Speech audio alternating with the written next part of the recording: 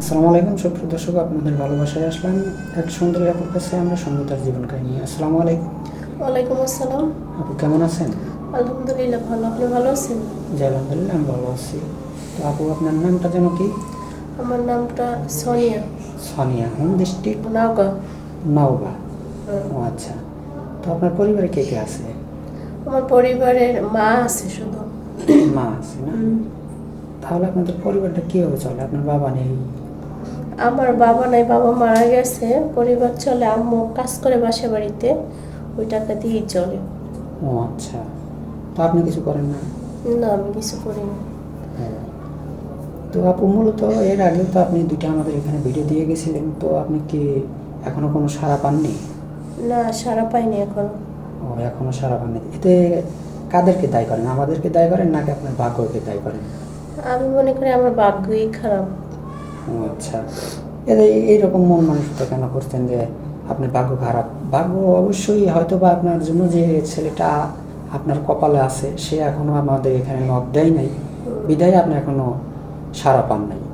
তো আশা করি আপনি যে সুন্দর চেহারা, আপনি অবশ্যই একটা না একটা ভালো ছেলে পাবেন। তো আপনি অবশ্যই। কেমন বয়সী লাইফ পার্টনার চাচ্ছেন? এই 30-35 এরকম হলেই হবে। যদি তার বেশি হয় এরকম হলে কি চলবে? কিন্তু হলেও মানুষটা হবে, ভালো কিন্তু হবে। মানুষ ভালো হতে হবে, মন ভালো থাকতে হবে। ও আচ্ছা, মানে মন ভালো থাকলে বা মানুষ ভালো থাকলে আপনি তার পাশে সারা জীবন থাকবেন নাকি? জি। তো যদি আপনার বয়সটা একটু বলতেন। আমার বয়স 21। ওই 21 বছর। আবার যদি কোনো 40 বছরের কোনো ভাই আপনাকে বিয়ে করতে চায়, তো আপনি তো আবার পরকে করে অন্য ছেলের হাত ধরে চলে যাবেন না? না না, যদি আমার হাজবেন্ড ভালো রাখে তাহলে অন্য ছেলের হাত ধরে চলে যাব কেন? এরকম তো অনেকেই করে, তার কারণ যে দেখা যায় যে বলে যে ওই তোমার বয়স হয়ে গেছে, তুমি শারীরিক চাহিদা আমাকে দিতে পারো না, বা এরকম অনেকে মেয়ে আছে যে ওদের মনটা অনেক নিচু। তো আপনি তো আবার এরকম কোনো কাজ করবেন না। না। সত্যি বলছেন তো? জি। ও আচ্ছা। আপু আপনার কি ফোন আছে? না ভাইয়া। ফোন নেই?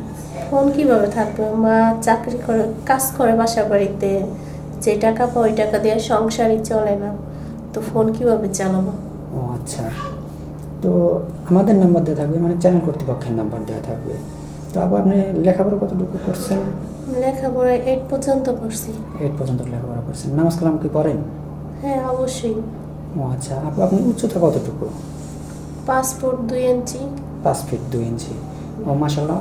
যেমন মেয়েটা দেখতে অনেক সুন্দর, বা যতটুকু হাইট আছে মাসাল্লাহ অনেক সুন্দর একটা হাইট আছে। মেয়ে মানুষ 5 ফিট 2 ইঞ্চি, বা শরীর স্বাস্থ্য মোটামুটি মাসাল্লাহ অনেক সুন্দর। তো কি বলবো, বলার মতো কোনো কিছু নাই। তো আমাদের নাম্বার দেওয়া থাকবে।